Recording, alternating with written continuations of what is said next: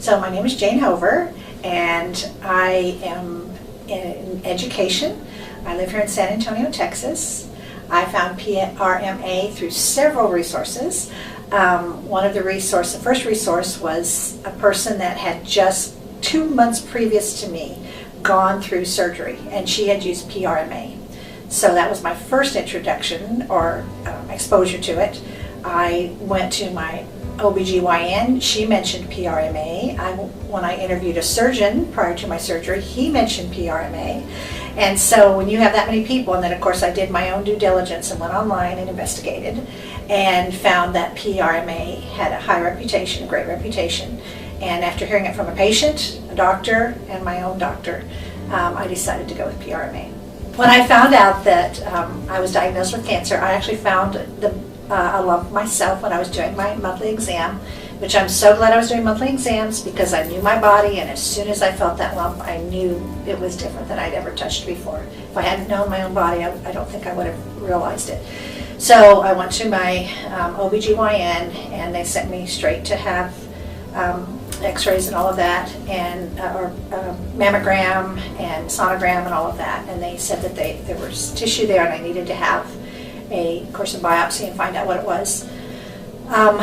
I was shocked because there's no cancer in my family, and I couldn't figure out why I had cancer when they told me that it was. But then when I went to the oncologist, I was told that I was in the second highest group of women who have cancer, and that is women who have not born children, who started their periods early and had long period. Because it's estrogen fed, it was a long period of estrogen without any breaks. And that is now the second highest group of women who are diagnosed with cancer. I didn't know anything about DIEP flap. The first person that I talked to that had surgery, she had the DIEP, well, she had it from her back. But she talked to me about it because she didn't have enough tissue up front. So she told me about it, and then I watched the videos when I came in and looked at it.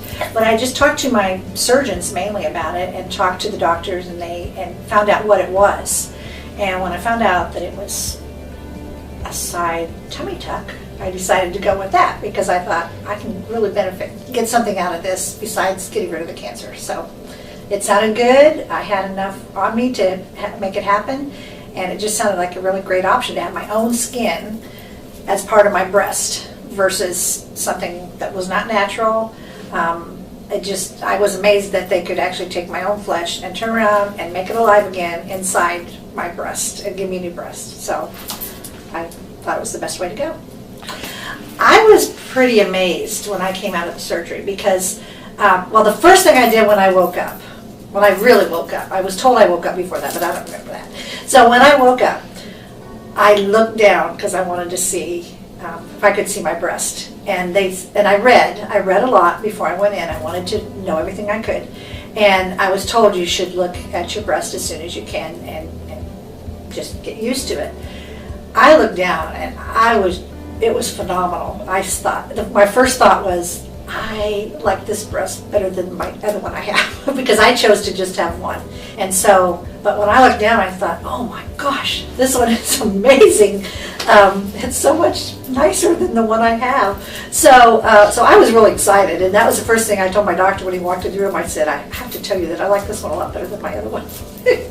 So it was firm. And I was amazed when they hook you up to a machine, and that machine listens to the beat to see if it's there are a couple things they're listening for to see if the blood vessels are reconnected and everything. And I could hear it when they were doing it. I could tell, like there were times when one was so loud that they couldn't hear the smaller beat. And so it was interesting. I would listen and say, there it is, and the nurse would catch it. But I was just fascinated by the whole process, and it wasn't bad. I was expecting, when you have your breast cut off and your stomach opened up from side to side, I was expecting a lot of pain, and I didn't have it personally. I think I took one pain pill, and that was it. I just didn't have the pain. I kept expecting it, especially in my abdomen. I thought for sure I would have a lot of pain there. I walked right away, and the doctor told me, get up and walk, and so I got up and I walked, and it was really, I feel like I recovered really well. When I found out I had cancer, it was not a happy day. My husband and I cried. We said, why? And then it was like, okay, it's here, now let's deal with it. And I realized really quickly that you have to stay positive and you have to stay hopeful, because cancer is something that it's like a dark hole, and if you let yourself start going down, it can just suck you in so fast.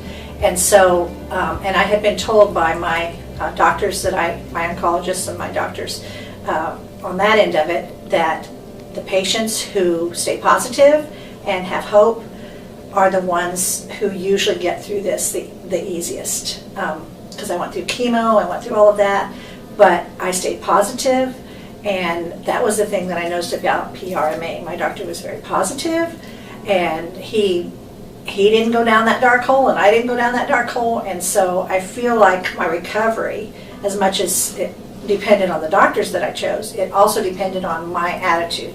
And I think your healing is better and faster when you have a positive attitude.